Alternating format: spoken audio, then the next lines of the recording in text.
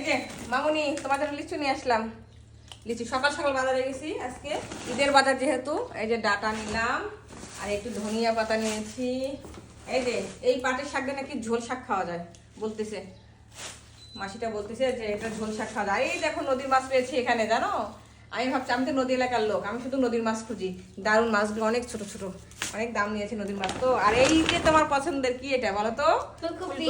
ফুলকপি। আর এই যে যেহেতু ঈদের বাজার, এগুলা সালাদ টালাদ খাইতে হবে, আর এগুলো তো দোকানটা সব বন্ধ হয়ে যাবে, এই জন্য একটু বেশি করে এগুলা নিলাম। যদিও ওদিন বাজার করেছি তারপরেও এগুলো একটু লেবু নিলাম। এগুলাতে ঢেঁড়স টেরস হাবি যাবি, এগুলা আর ভালোই লাগে না করতে।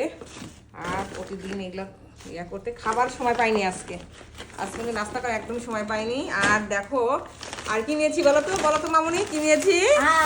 এই যে আম নিয়েছি। হ্যাঁ, আমার আম খাবারটা এত ভালো লাগে যে 2 রকমের আম নিয়েছি। এখানে 1 রকমের আম, এখানে 1 রকমের আম, বুঝছো? এই দেখো আর একটা স্পেশাল জিনিস নিয়েছি। আর কি বলো তো? এইটা কি মা বলো তো? এইটা কি বলো? এই যে দেখাই, দাঁড়াও, এই দেখো ইলিশ। এই দেখো আমি একদম সাইজ করে নিচ্ছি, অনেক বড় ইলিশ না মা? অনেক বড়, 2 কেজি ওজনের, বুঝছো? দারুণ। এই দেখো দেশিগুলো একদম টাটকা ফ্রেশ পেলাম। আর এটা নেওয়া হলো, দেখেছো? এখন এই ছোট মাছগুলো কিভাবে বানাবো সেটাই ভাবছি।